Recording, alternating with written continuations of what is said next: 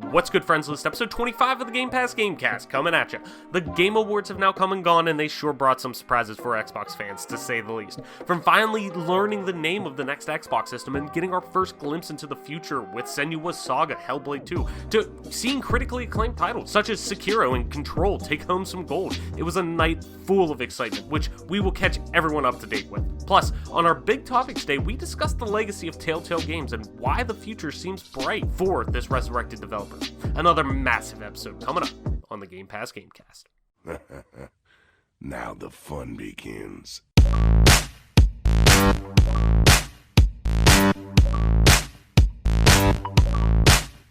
Budget. Stop! You violated the law.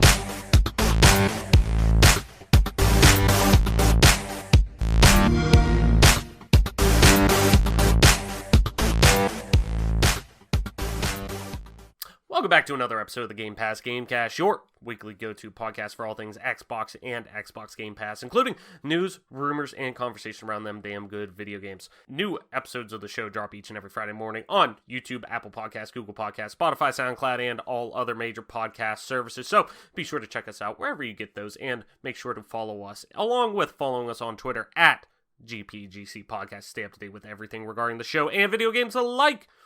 Joining me as always, the duo today. No Mike today. We're going with Adam Marshy Marsh. Adam, what's good? What's going on? And what have you been playing? Good evening. Sorry we couldn't have Mike today. But I'm doing pretty good. Lately I've been playing some more Disco Elysium, a little bit of Halo Reach smattered in here and there, and I've been revisiting The Long Dark. Ooh, that's one game that I picked it up on Steam almost like 2 years ago, I think, maybe right around 2 years ago, that when I really was like maybe in my first or second year of like being balls deep into PC gaming, and that was one that I felt like I really would like. I just never really like committed a lot of time to, but I want to.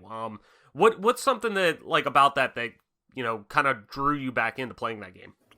What drew me back in was last week, on December 10th, they released a survival mode update called Errant Pilgrim, which there's like a story mode in the Long Dark, and there's also just like a freeform survival mode. This update was to the survival mode. It added a new map. It added some new challenges, but that's not really what I went in for. I went in to go back and play the third chapter of the story mode, which I hadn't up until that point. I don't even know if I finished chapter 2. I got very close to the end, though.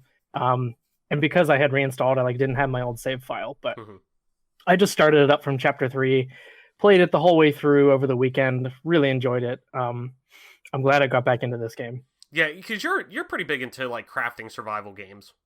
Oh yeah, absolutely. Yeah, so it's one game that I love the pull of it. I love the, I don't want to say aesthetic, but setting, the mood, the quote-unquote narrative around it, the world that you're put in. I like that more. You're kind of stranded in the wilderness in the dead of winter. Like it's very aesthetically and mood setting like appeasing to me. Like I really dig that. I'm a big winter guy.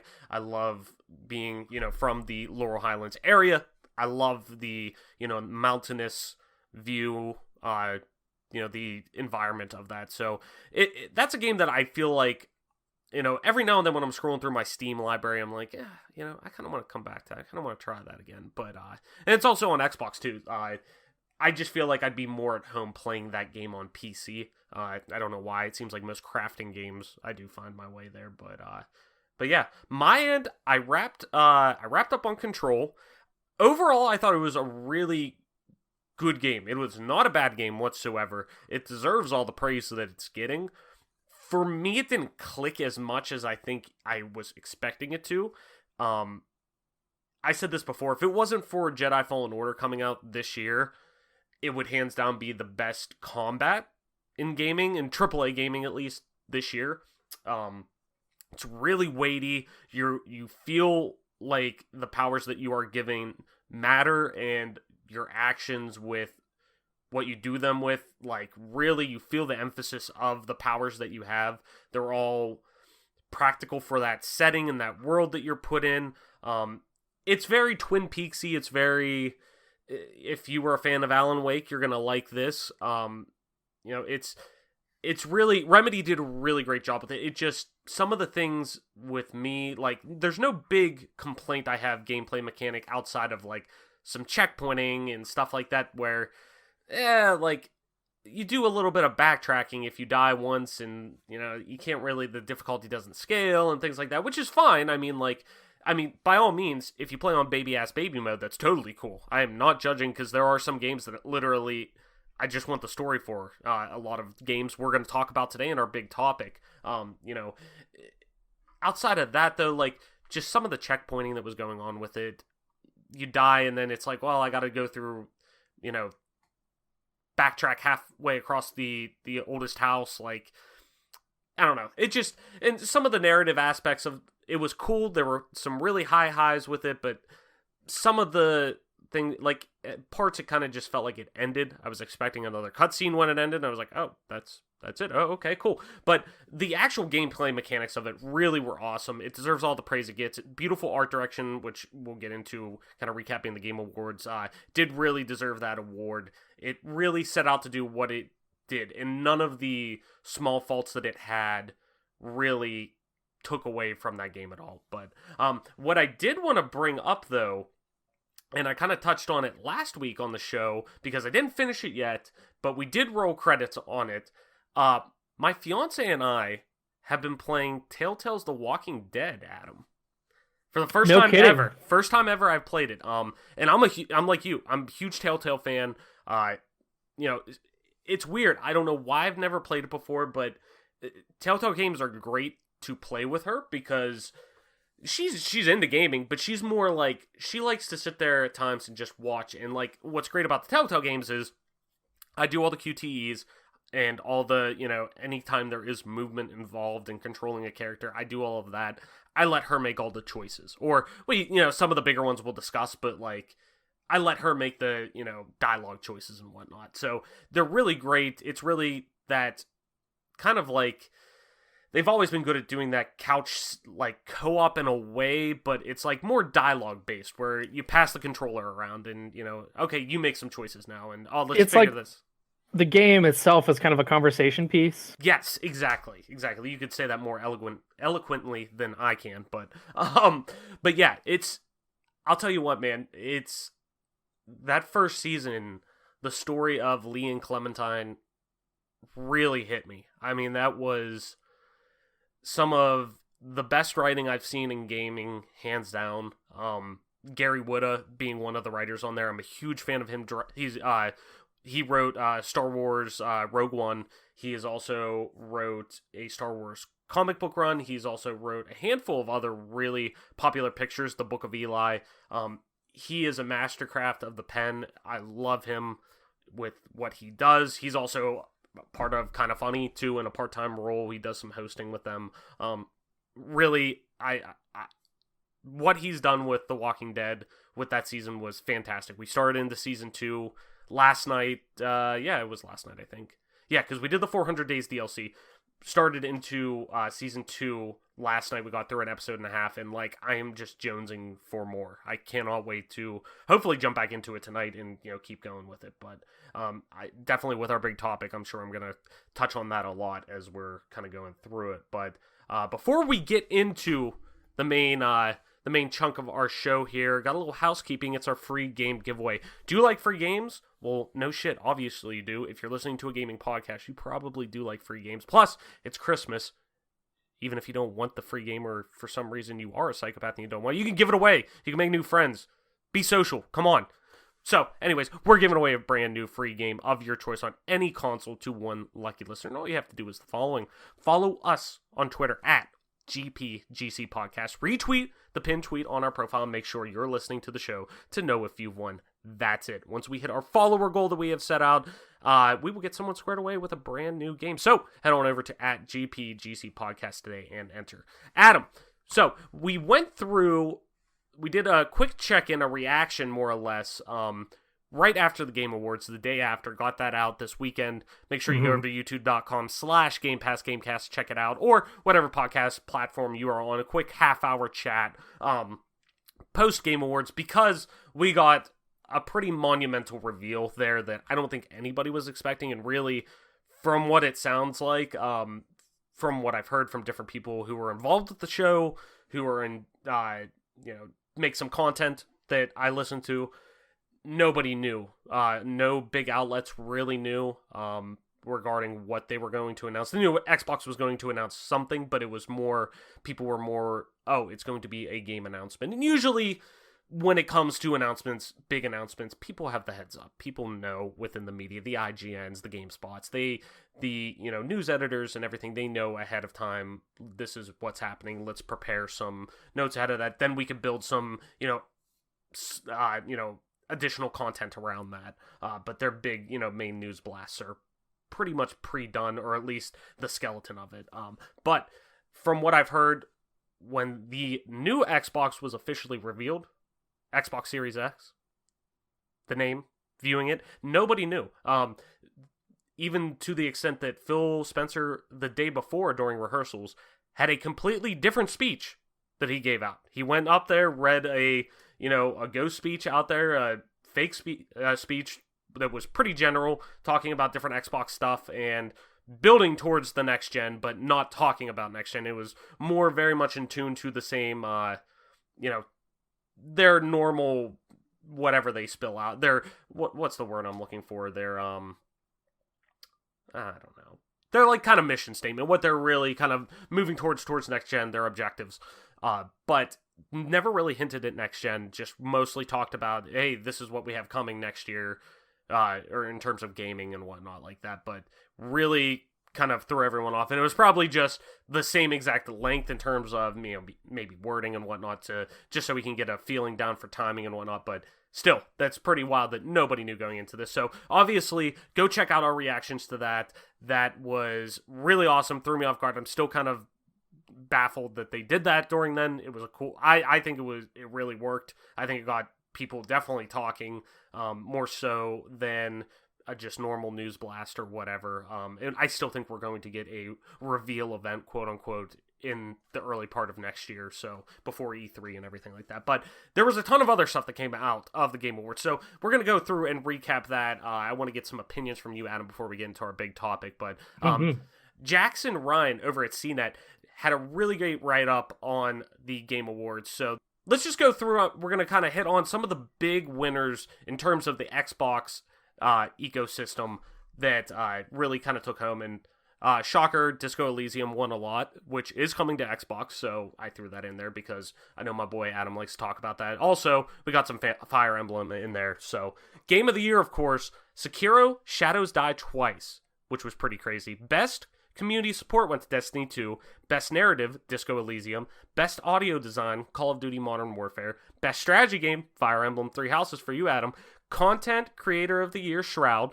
Best Art Direction, Control. Best Action Game, Devil May Cry 5. Best Multiplayer Game, Apex Legends. Best Ongoing Game, Fortnite. Player's Voice, which was the fan vote for basically Game of the Year from the fans' perspective only, Fire Emblem Three Houses. Fresh Indie Game, Disco Elysium, which was for a developer in their first attempt at making a game and, developing a game for production that year. Best RPG, Disco Elysium. Best Independent Game, Disco Elysium. Best Action-Adventure Game, Sekiro: Shadows Die Twice.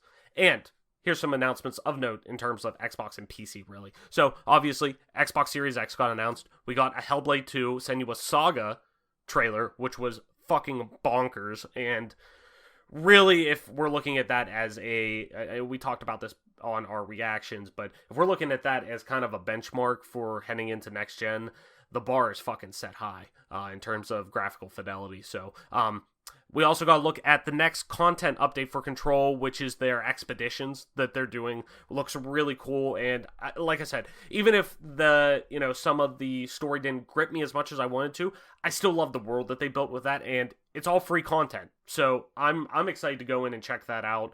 I believe everything is free from what they're pushing. As far as I remember, that's what the wording Remedy did. So it's all free content updates. Correct me if I'm wrong in the comments, by all means. But I'm gonna jump in and try it. It's free, definitely.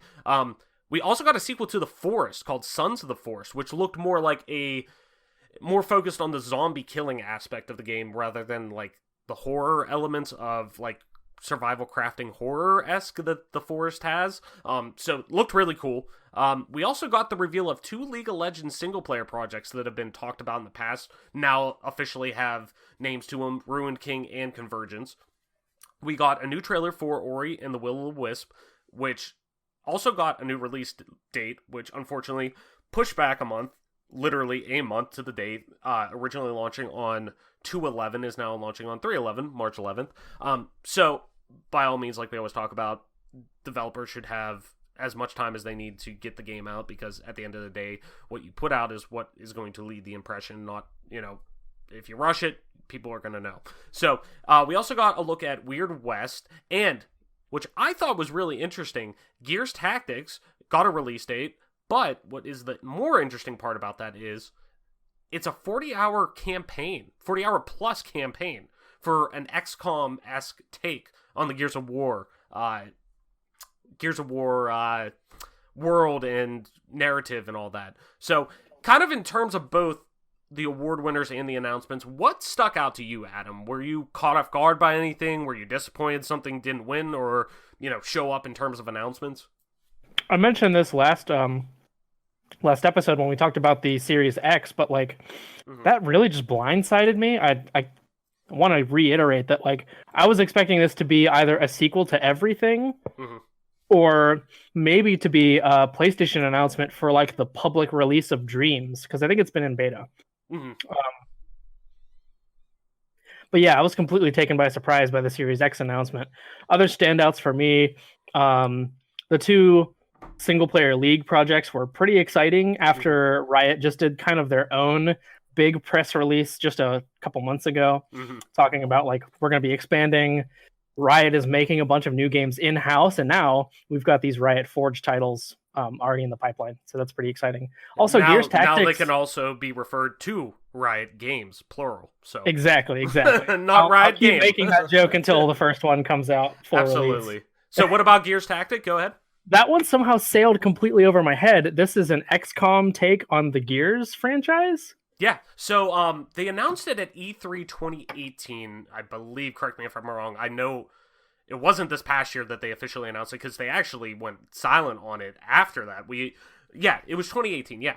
So E3 2018 briefing from Xbox, they announced all kinds of Gears projects. They started with Gears Tactics, then they did Gears Pop. That's right. They started making this big Gears announcement, and it turned out to be Gears Pop, then followed by Gears Tactic, and then they were like, all right, what you really want, Gears 5, and that's when they first revealed the Gears 5 trailer and what the story was going to be and whatnot. But Gears Tactic, yeah, it was originally shown E3 2018 in a really, early build of it. You could definitely tell watching some really choppy frames on it from what they showed, but it was very much in the XCOM-esque vein of, that tactical, strategy element of kind of like the Mario and Rabbids-esque, XCOM is really the one game that always just pops into my mind whenever I think of games like that, of tactical battlefields more or less than an RTS. But right. What's wild to me is that it has a 40-plus hour campaign attached to Gears of War, which is traditionally in the 6 to 10 hour range, which nothing wrong with that. That's just what most, FPS, third-person shooters, what those style of campaigns usually are. But the Gears lore has really, shout out to Microsoft, a few years ago, investing in the Gears franchise with the Coalition after the split with Epic and whatnot, but really investing in this franchise and saying, look, we have a backlog of 3 games, 4 if you want to include Judgment, but 3 mainline games that people adore, and really our hardcore fan base adore. Let's lean into this. Let's invest into this with Gears 4, which like I said before, I enjoyed a lot actually in the campaign. It kind of took me off guard, but really moving past that, seeing, okay, we don't have to worry at this point now. We have a new cast of characters. It's kind of like it almost seems like it's now heading into the Star Wars realm where once episode 9 wraps up this week, it's going to be now, Disney has already announced like the next Star Wars series is going to have nothing to do with Luke Skywalker. It is going to be its wholly own thing. But after having all this lore now, I mean, the possibilities are endless. And that's kind of what I see in Gears, that they've built up this lore now, and especially with this game, it's actually going to take place, I think it was maybe like, 15 years or something before the first Gears of War game. I think that's what they said, something like that. Correct me if I'm wrong again. But it's really going to give us a look at this Gears lore that they've been compiling over all these years from a wholly new perspective that really is exciting for me. And I'm not traditionally, like, there's some strategy games that have stuck out in series, Warcraft, obviously, StarCraft, a lot of the Blizzard properties, but this might be a day one for me, definitely. And it'll be on Xbox Game Pass, so, I mean, I'm really excited about that. But on my end, in terms of, like, award winners, I was surprised that Sekiro won, but not... I shouldn't be surprised, but it's hard to explain. It deservedly so deserves to win that game because it does its sect of gaming, the, ramped up difficulty, but in such a fair way with tight combat and precision. It does everything well. The art style is beautiful. It runs at a very smooth frame rate overall for each console that's on for the most part. It's a very well-designed game, especially one that is a multi-plat one that's being designed for multiple systems in mind. It does everything so well, but it does appeal to a niche market. But comparatively so, that niche market has kind of expanded now with Sekiro. It's kind of broken that boundary that barrier that's been put up by the Dark Souls and Soulsborne series. So it's really interesting to see. I figured that it was probably going to be the Outer Worlds that won it just because so many outlets who voted on this were so high on that. But at the same time, deservedly so, Sekiro did deserve to win. The biggest shocker to me was that Resident Evil 2 didn't win anything. I can't believe that it got kind of hosed. Because that was another game that I was like, going into this, I'm like, I would be shocked if... Like, I wouldn't be shocked if Resident Evil 2 ran away with a lot of awards this year, almost like the Red Dead-esque, view of it last year. Granted, Red Dead is, to me, at least in a different level of game than that is, but, I'm just shocked that nothing came about with that, but the one thing I was disappointed I didn't see is fucking WB Montreal's Batman game that everyone knows is there. They're making a fucking Batman game. It's been all but confirmed. When are they just gonna fucking show this? Like, everybody on Twitter's talking about it. All the developers are, like, hinting at it. WB Montreal tweeted out, I gotta pull it up right now, literally, like, promotional shit for this game, but then goes radio silent. Like, it was like 3 months ago, they were like, on the 80th anniversary of Batman. They were like, they're starting, like, what looked to be a promotional campaign for this game, and then just go radio silent. People were thinking, it's going to be at State of Play or Inside Xbox, and the next one right after that, but it didn't happen. Okay, whatever, no big deal. It'll be at the Game Awards, because they've revealed stuff at the Game Awards before. That seems like a logical place. No, nothing. So it's crazy that... I'm just shocked. When are they going to fucking talk about this game? Like, that's such a big property, and it just seemed like such the right place to do it, but maybe that's just because I'm such a huge fucking Batman fan that isn't like, I'm upset about that, but you know what? Like I said, if they're still cooking on it, take all the time you need. People will be waiting. It's an IP that is everlasting, and people will always want more Batman shit because Batman's fucking awesome. But so overall, I thought the show was great. But obviously, the Xbox Series X announcement just blew everyone away in terms of being the biggest announcement that was there. I don't think anybody really was expecting there to be next-gen news in general, because that's such a... in recent years at least, own the moment type of thing where you want to own the whole day. Like, if you, instead of being a smaller fish in a bigger pond, why don't you be the big fish in the small pond? You know, host your own platform on a Tuesday or whatever, and then you own that whole day and the whole messaging going forward that week, comparative to this. But I think to me, the gamble paid off. I mean, the metrics that I've seen so far for that reveal trailer are kind of through the roof and pretty fucking crazy. So, in terms of views on YouTube, Twitter, everything like that, it's pretty crazy. So, let's head into our big topic, though. And there was one announcement that I left out because I wanted to talk about in this big topic. I want to talk about today TellTale games. TellTale, to say the least, has had quite a bit of a roller coaster over the past, year to 14 months or so. After announcing a major studio closure in September of 2018 and the loss of some of their most valuable assets and the lucrative licensed IP that they had, The Walking Dead, as I talked about before, Tales from the Borderlands, Minecraft Story Mode, Guardians of the Galaxy, and the unreleased Stranger Things game, to name a few. The studio did find new life this past August whenever they relaunched under a new ownership, which was LCG Entertainment, I believe. So they also announced on top of that retaining the licenses rights to TellTale's Batman series, but also one of its most well-reviewed series, The Wolf Among Us, which is based on Bill Willingham's Fable comic book series, which is excellent. I cannot recommend reading that comic book series enough. They have all kinds of graphic novel sets at this point, trade backs that you can get. But even though the first season was received really well and never got a sequel, as we know, and it was put on the back burner for years, but for other projects such as The Walking Dead, which obviously sold well and was critically reviewed well, but we finally did get a sequel ultimately announced for it back in 2017 at Comic-Con in San Diego with, kind of a vague 2018 release date, something like that. But because of that closure with TellTale, with them closing up, it was canned. Until last Thursday, when we actually broke some news, which was cool. I had a really valuable source who I trust very well in getting me some info, shared with me, hey, we're gonna see Wolf Among Us come back in season 2 tonight at the Game Awards. So I felt pretty comfortable putting that up.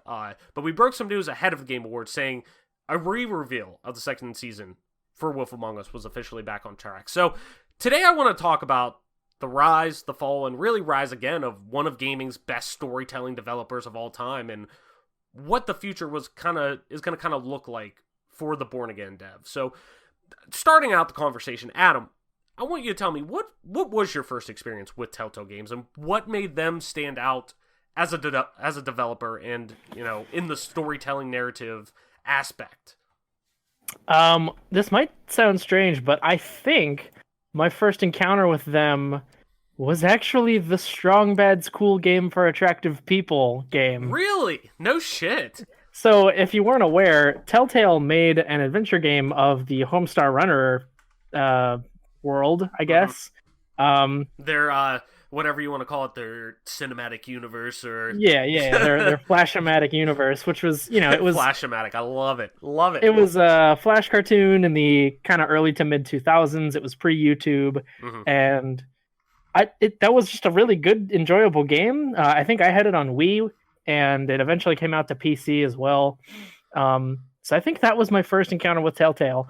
Obviously, when they released The Walking Dead, like at that time, The Walking Dead comics had been going on for a while. The AMC TV series was gaining traction, and I think the game released around the same time that just The Walking Dead was a phenomenon at that point in time. Yeah, it released in April of 2012. So Walking Dead I think premiered 2011 that fall. So really, they fucking hauled ass getting that thing out.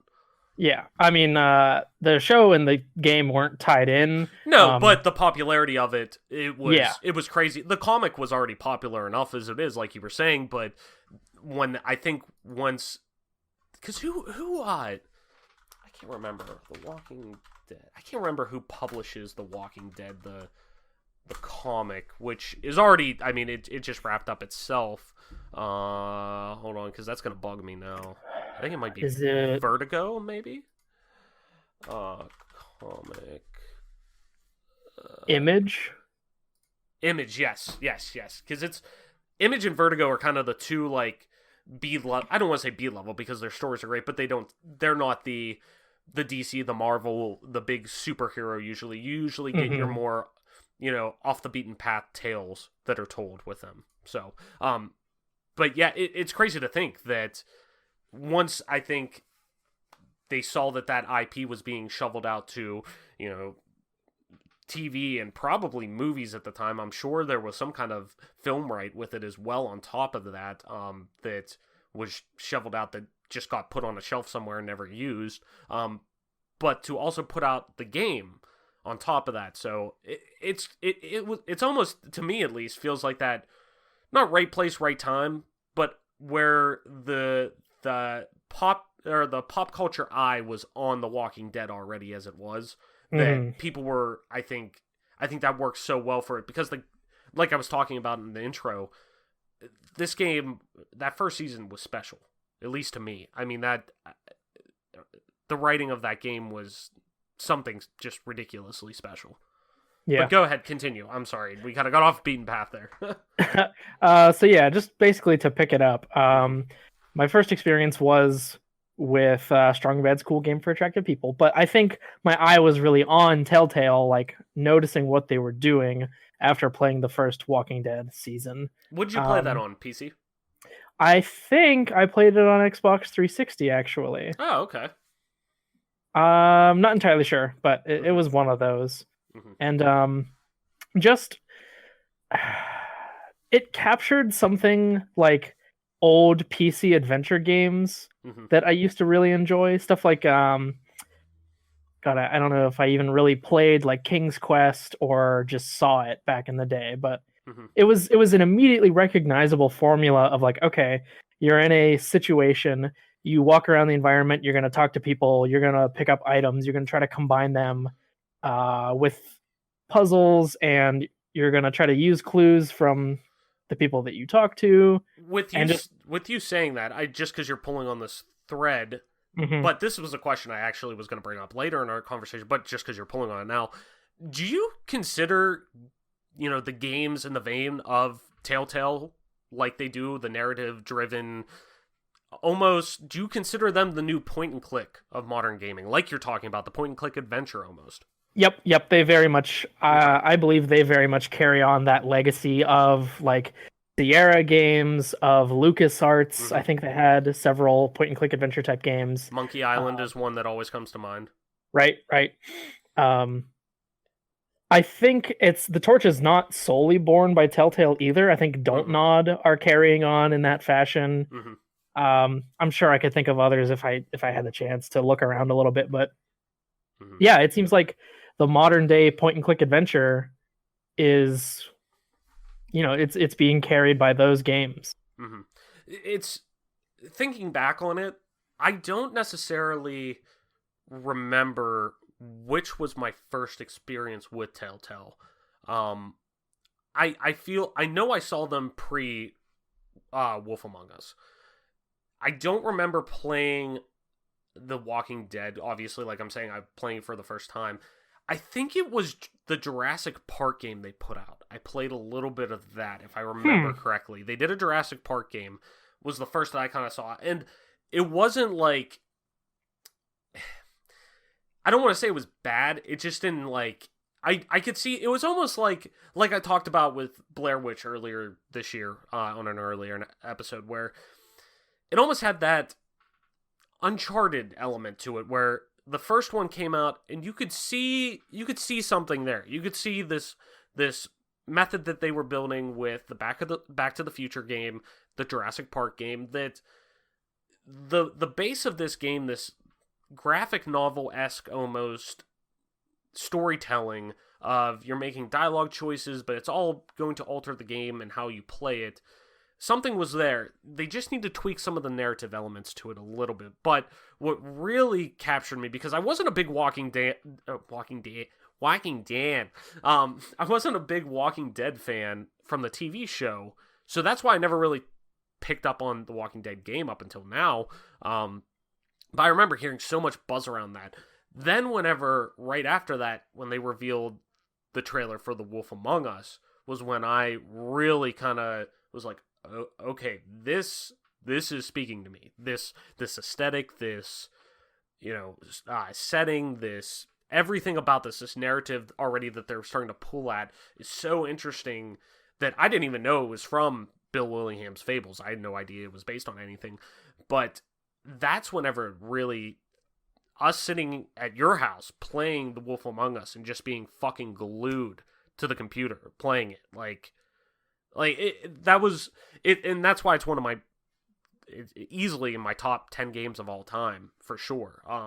Because it just, that narrative and the setting and everything really spoke to me in a way that I didn't, at that point, really, I didn't think a lot of games were. I mean, I enjoyed, the Arkham series at that time. I remember Skyrim was out at that point. I'm a diehard Elder Scrolls fan before that, but Skyrim came out and kind of blew the doors open with that series even more to real mainstream success, in terms of not just the niche PC RPG market, but it really was taking this, to me at that time, the element of narrative storytelling and bringing that over the top with games at that point that we didn't really see, outside of The Walking Dead, what they put out before. So, to me, that was my first experience, at least, was where it finally clicked for me, that made me look at them as a standout developer, was The Wolf Among Us. That was like, holy shit, this is, whatever they put out from now on, I'm at least going to give it the look and try. But, kind of building off that, what's one IP that you would want to see them take a spin on? Now that they're out on their own, or they've been brought back, new ownership that is interested in doing a similar, games in a similar vein of what previous TellTale games did, like you said, too, Don't Nod with the Life is Strange series. What IP would you want them to see? Because they seem so focused on getting these IP that are already pre-existing. Setting aside the fact that The Wolf Among Us 2 would be my most looked forward to sequel from them, mm-hmm. I think it would be interesting to see TellTale pick up as a Riot Forge developer, to see them flesh out the world of Runeterra with their own, signature style of game. That would be really cool. I'd never really thought of that. I was kind of, because it's weird. Like, I'm big into esports. I'm a big CS:GO fan. I'm a big Overwatch fan. Burn Blue, baby, Dallas Fuel. So I'm big into the esports landscape, and I will watch League occasionally, but not as much as the other sports. And I know how the game plays and whatnot, but I've never really invested in the lore of that series. But it's crazy to see how much there is, and now them really looking to take that, almost that Blizzard approach that they took almost 20 years ago now, with taking their IP, their few IP that they had at that time, being known for one thing, now just blowing that out and expanding that, almost like the risk that Warcraft, they took with the Warcraft series, going from Warcraft 3 and just blowing it up and going to World of Warcraft, and let's branch out, let's start making new shit. So I think that'd be awesome, because that would, knowing how TellTale is and knowing how good they are with, or their track record is, and even with this new ownership that they have, I still put faith in them to do the right thing, because they said they want to consult and bring on previous developers at the same time, but we'll kind of talk about that again in a little bit. But I feel confident that that brand of TellTale still holds weight to it, that I feel strongly that they can do something good with an IP if given the chance, and especially somebody who's willing to put the resources behind it, like LCG seems to have and want to. But yeah, that would make me want to get into League of Legends lore. That would make me interested in well, fuck, TellTale's making it. I'm at least interested in checking it out. I'll try it out. Why not? Because that was kind of the same way with Borderlands. I've never been a Borderlands guy. No idea why. I'm not a big looter shooter guy to begin with, but I always thought I'd be interested in Borderlands. But just the kind of, and I'm a guy who likes slapstickiness and dry humor and stuff like that, but for some reason the Borderlands take on that never really got me in. But knowing TellTale was attached to it, I tried out Tales from the Borderland, and I didn't mind it. I thought it was pretty good. I never finished it, but it may, like, thinking about it now, I'm like, ah, shit, I kind of do want to go back and check that out, but I remember enjoying the time that I did have with it, so it's making me interested in going and checking out those new IPs. I was kind of thinking about this on the ride home from work today after I'd put together a run of show and whatnot, and I was thinking, I'm like, man, who would I love to see just, like, be brought on to do that? And you know what? With how liberal Nintendo is being right now with their IP, I think it would be so cool to see them license out the Mario IP, or hell, you know what? Let's see them bring back one of their IP that they don't fucking do anything with. Whether it be well, granted, now they're starting to do stuff with Metroid again, but F-Zero, Star Fox even, like yeah. They're open to, I mean, they're obviously buddy with Ubisoft being massive and whatnot, but they've seen how these TellTale games sell. They sell well, they get good traction with these IP because they partner with the right people. Hell, let's do a like choose your own adventure-esque style game for Zelda. Like, I think that would be cool to, I think Nintendo's in the right spot with how popular the Switch is and how mainstream gaming is in general, that people know so much about these IP at this point, and them in the right spot to be very liberal with their IP. Like, I never would have thought that I'd see a Ubisoft game with Mario in it. Never would have thought I'd see something like that. Yeah. So it's kind of like, forget everything you know at this point for gaming in 2019 heading into 2020. So I think that'd be cool. I think Nintendo's in the right spot to let people do that. But that would be pretty interesting. But building kind of upon that, we've seen them do it in the past, but since they've found success, they've kind of stopped doing it. Do you think TellTale would be viewed as strongly as it was if it was developing original IP compared to licensed IP again?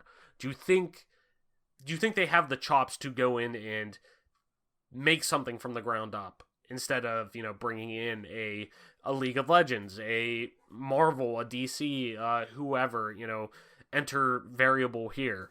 Do you think they have the narrative and the storytelling wit to be able to, or, skill to be able to do that from scratch? That's tough. I don't know that I've ever really played anything that was original TellTale, because they work with comic properties, they work with here we go. Other video game adaptations. I'll give you one. Looking at their list of games developed, Texas Hold'em from TellTale.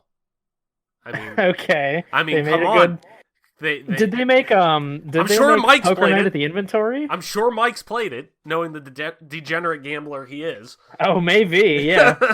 No, but like looking at their games, really, first starting out in 2005, Texas Hold'em, then they go into CSI, Sam and Max, Strong Bad, like you were talking about, so Homestar Runner, Wallace and Gromit, which, fuck, I didn't even know people are still talking about Wallace and Gromit in 2009.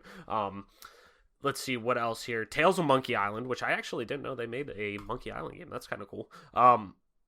Back to the Future, then Jurassic Park, Law and Order. Then we started into modern TellTale, really, quote-unquote. Walking Dead, Wolf Among Us, Game of Thrones, Minecraft, Batman. So it's weird to see that it's a developer. Like, a lot of people say, oh, there's no good licensed games. Well, TellTale says, hold my beer. But I'd like to... I'm interested. Do you think they could do it from scratch? Because they've done it so well with IP, licensed IP, and really taking their own spin and bringing their own characters or deep cuts from the lore that's already established. Like, do you think they could really raise something from their own and, make it stand up on its own? I don't doubt that the writers of TellTale, if they are welcomed back into the studio, everyone who used to work on TellTale games, I don't doubt that they could write a pretty good original story, even if it was based on no existing IP, no existing characters, whatever.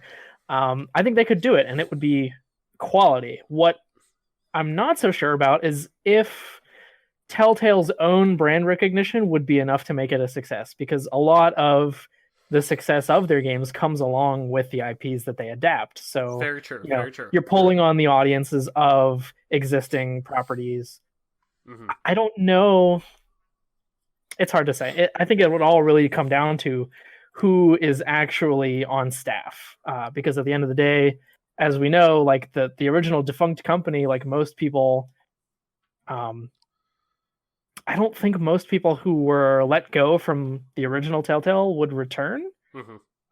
even if offered positions. Which I don't know. I think that's all pretty much up in the air right now. Am Which I getting ahead of the script? well, a little bit. I was gonna.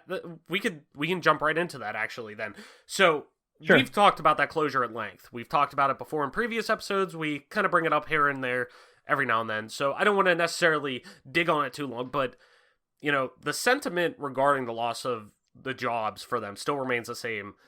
Telltale being back is exciting, but many jobs were lost, and like you kind of said, were never given back or may not want to go back. Like, does that still hinder your excitement for future projects by them, like The Wolf Among Us 2, and like they put out a re-release of the Batman game that kind of fixes a lot of the technical issues that the previous ones had that kind of hindered a lot of people from enjoying that? But future projects they may have, who knows, they may get the Stranger Things license back, they may, hell, Game of Thrones with that ending and now spin-offs coming up of that may be something that pops up again.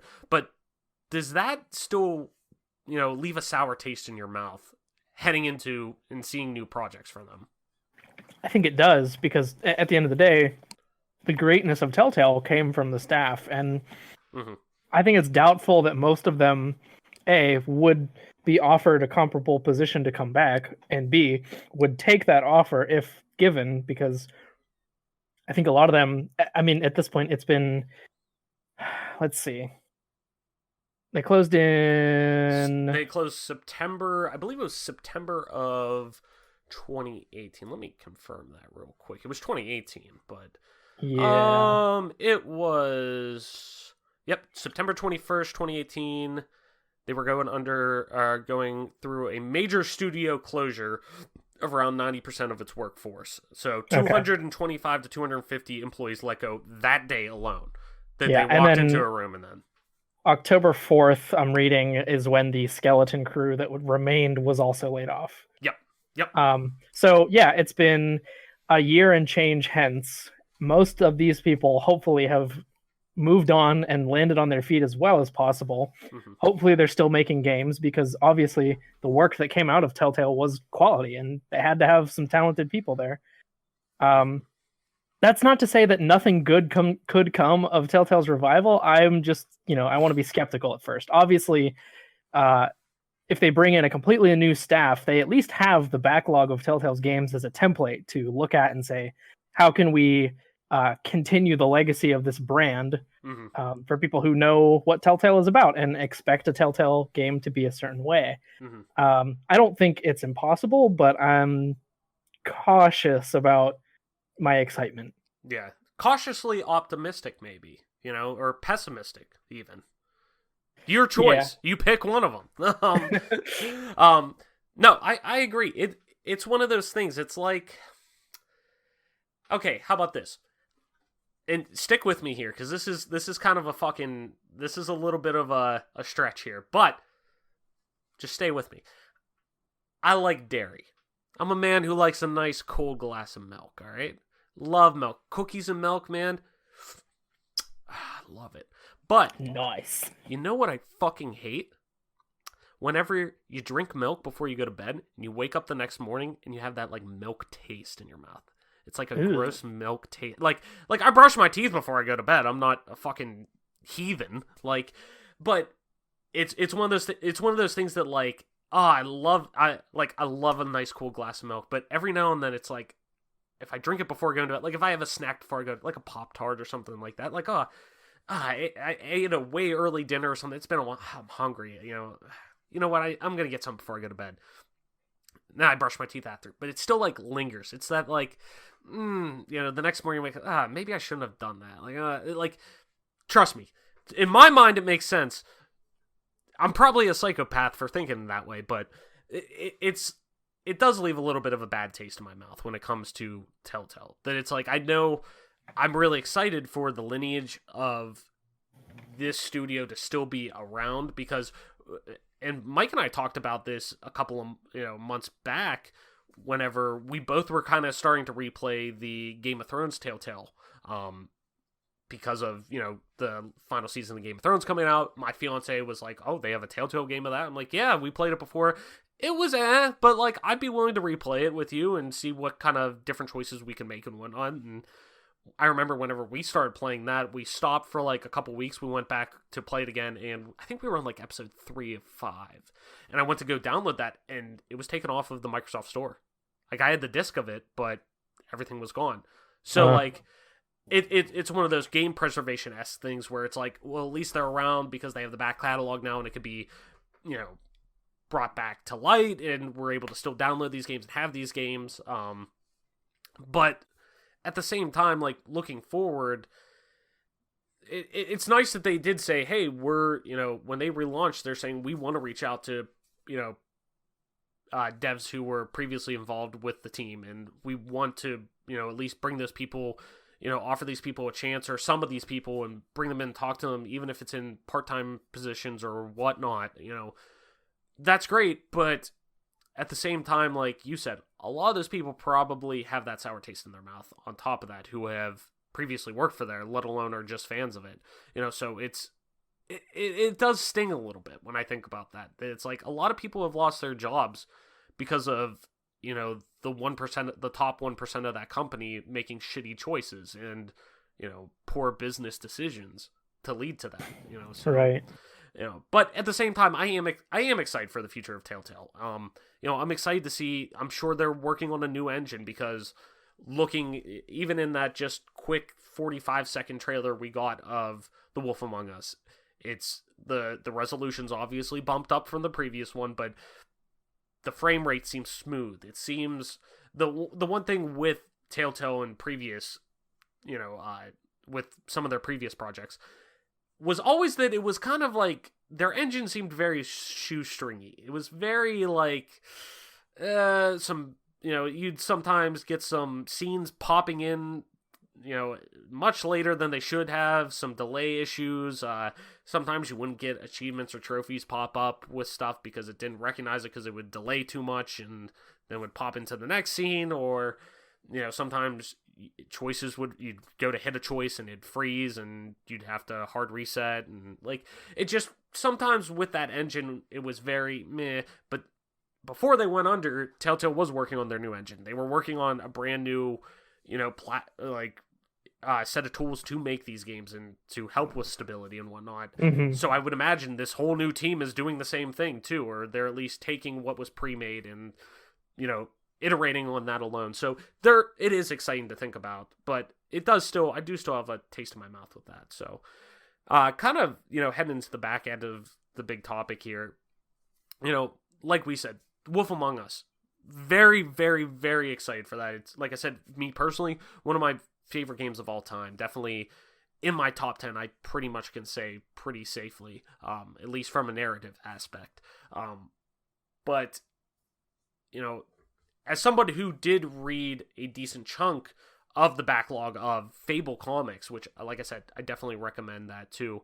The way that Telltale was able to adapt that story with their own personal flair is really quite marvelous.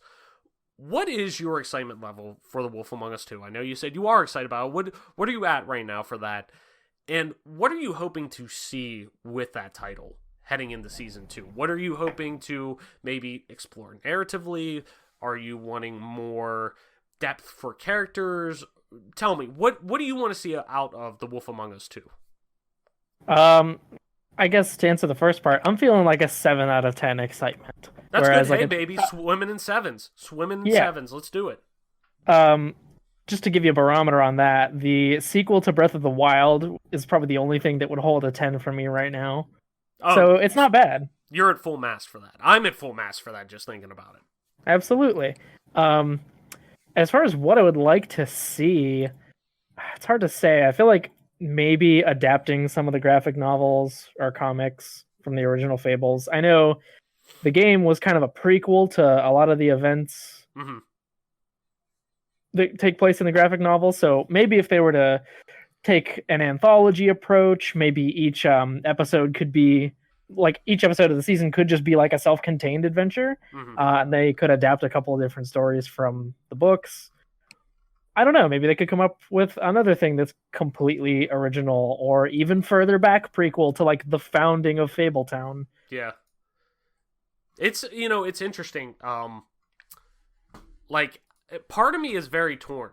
Part of me wants to see something wholly new, a completely different story or whatnot. But I mean, episode 5, the last one of The Wolf Among Us, did leave on a cliffhanger. Like it did in a way. Like it hinted at, oh, there's more to come with this series with, what's her name? Narissa. That's right. Where you kind of question her real identity and whatnot. So part of me, I'm split. Part of me, I do want to see them take that path. You know what? Fuck it. We've waited around long enough. I want to explore that a little bit. At least dip the toe in the water. Even if it's like, hey, season 2 does well, and I'm sure if it does, they're going to greenlight season 3 just for the fact that right now their library of new projects moving forward seems to be small, or their catalog of IP that they're using. So I'm sure they're going to want to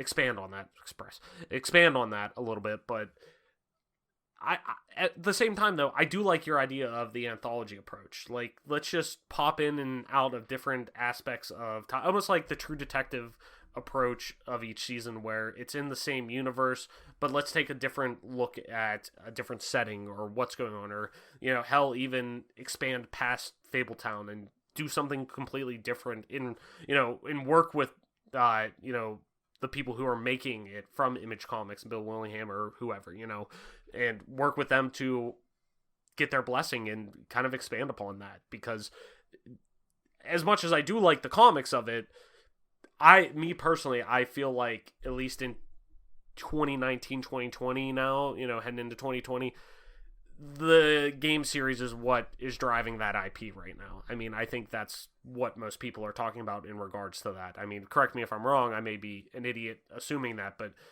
the game series is what's carrying the most weight right now, at least in people's mouths with it. So, but it's interesting. Last thing I want to touch on, I meant to bring it up earlier whenever you mentioned it. You mentioned Don't Nod. You're a Life is Strange fan, correct? I've played the first game, but not the midquel or the second one. Okay, I've heard great things about the second one. I've heard great things about the first. I started it, but haven't finished it yet. But that is one Molly and I are going to definitely check out again, because it is very, TellTale-esque. It is that narrative graphic novel, point-and-click-esque adventure.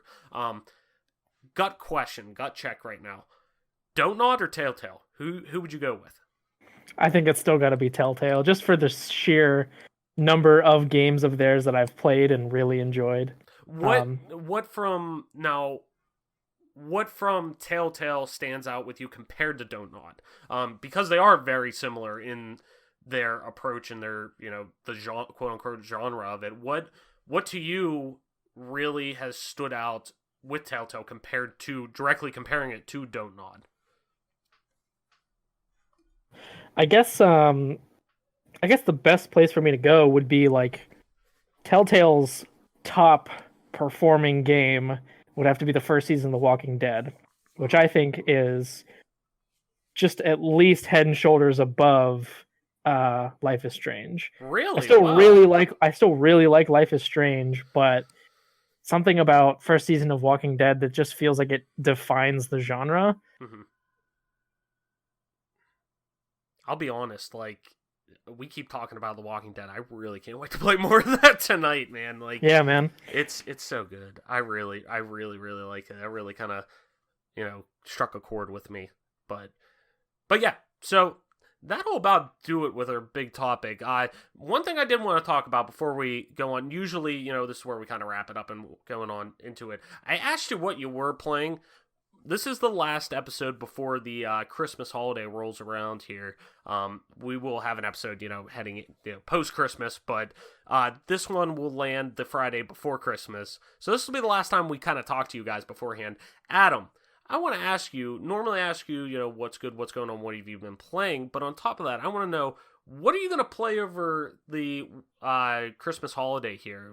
I imagine you're going to get a little time off to come up and get your head above water and, kind of chill out for a few days. What are you looking forward to really playing over the break?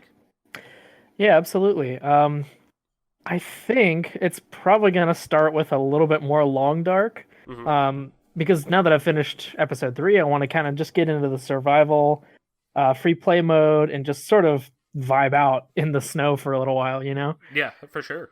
I might go back to playing some Fire Emblem now that we're done with Pokemon. Mm-hmm. Alexis and I finished that up. We finished the post game a couple weeks ago. How'd you like it?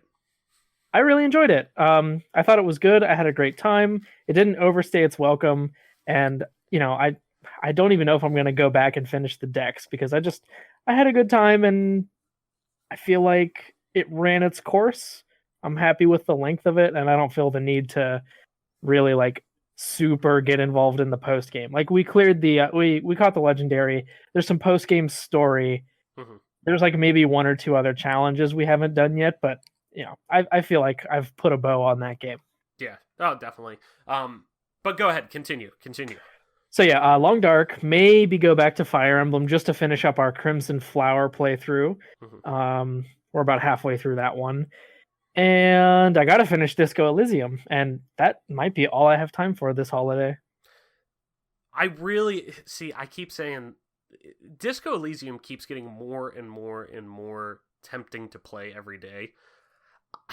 But I really want to wait for it to come to consoles, because it is coming to consoles. I know I keep saying that. I think it's just my, it's me basically unknowingly, reassuring myself, it's okay to wait. It's okay to wait. You don't have to play it right this second. Yeah, absolutely. But, the more you talk about this, the more people I know whose opinions I trust and admire when it comes to gaming talk about this, and just, it seems to check so many boxes for me for what I want in an RPG in that style.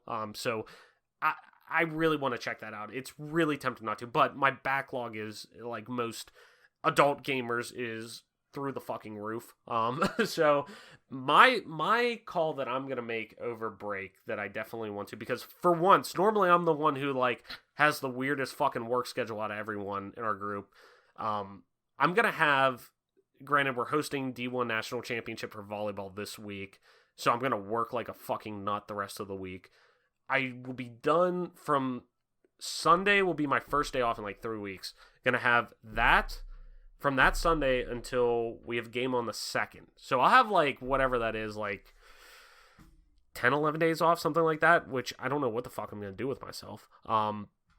May get a little stir crazy, but I'm definitely, my plan so far, and I tweeted about this a couple days ago, I definitely want to play from my back catalog. I want to play Medieval on PS4. Sorry, I know this is an Xbox show, but I'm going to play it on PS4 because it's PS4 exclusive. I want to play that. I want to play Trover Saves the Universe. That's an easy in and out game from what I've heard. What else? There was something else that I had. Now it's going to fucking bug me. I'm going to look that up. Thank God for post. I can go back and edit this. Yeah, you're just putting it on future Travis. That's right. Hey, future Travis, I'm sure you're kind of pissed off that I keep wasting your time whenever you got 50 other things you probably should be doing, but you know what? Suck it up, Buttercup. You wanted to do a podcast. Oh, let's make a podcast, Travis. Oh, that'll be fun. Gosh. Fuck, where is it? No.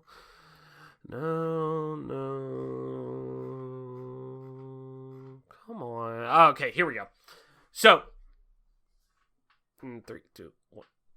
So, I kind of tweeted out the other day that these are the, at least, punch lists that I do want to try out. and games I have in my back catalog, and maybe games I'm going to pick up on top of that. But A Plague's Tale: Innocence, picked that up on Black Friday, have yet to play it, but I'm going to play that. Really excited for that.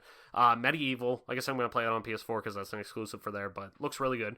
Trover Saves the Universe, because I'm a huge Rick and Morty fan, so I'm excited to play that. That's an in-and-out experience for the most part, but I've heard nothing but great things about that, if you like that kind of humor. Disco Elysium I threw on there. Don't know how I'm gonna, manage to get that in, but we'll see.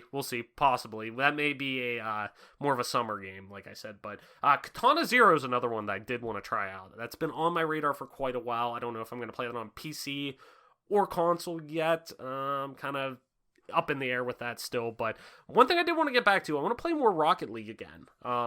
Maybe split some time with the my esports games that I do play. Rocket League and CSGO. I want to, take my esports time away from CSGO a little bit, get back into Rocket League, because watching the Pro Circuit Championship for that a couple days ago, man, it just got me itching to get back into that, because that game's just so much fucking fun to play.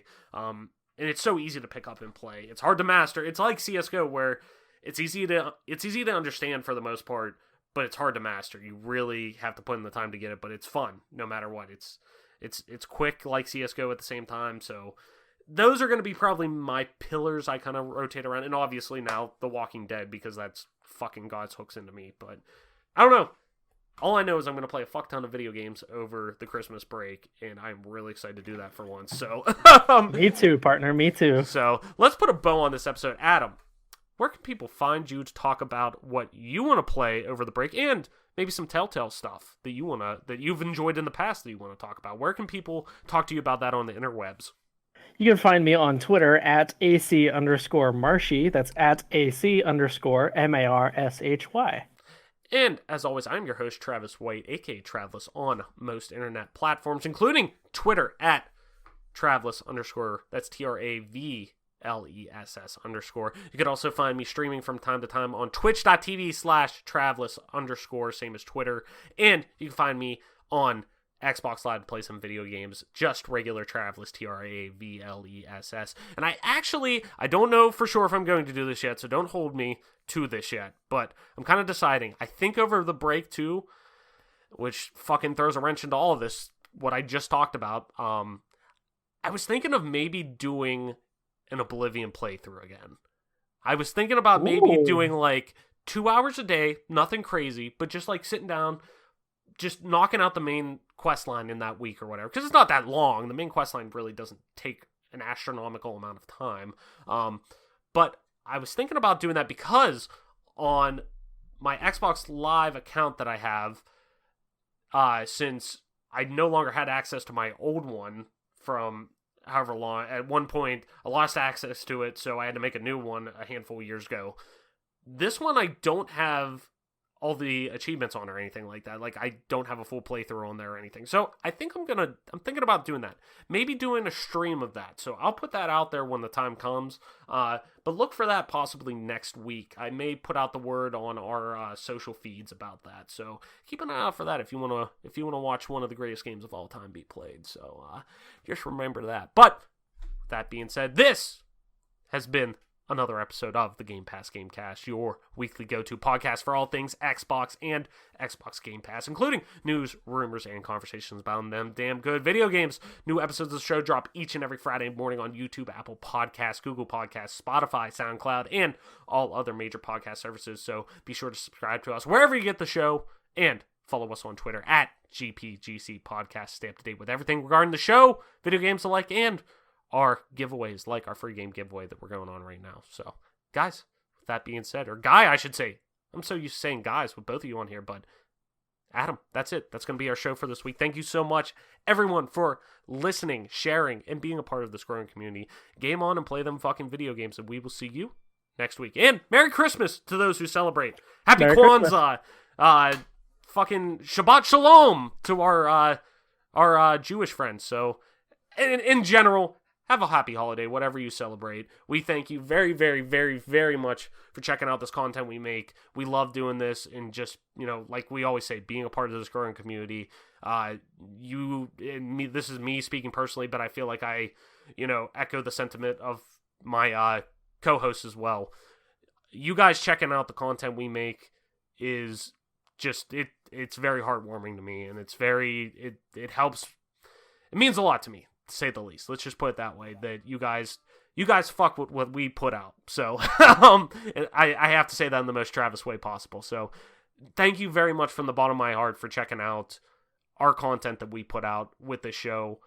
We have a blast doing it, and we really, really appreciate you guys checking all this out. So Merry Christmas, Happy Hanukkah, Happy Kwanzaa, just happy holidays in general from our families to yours, and we will see you next week.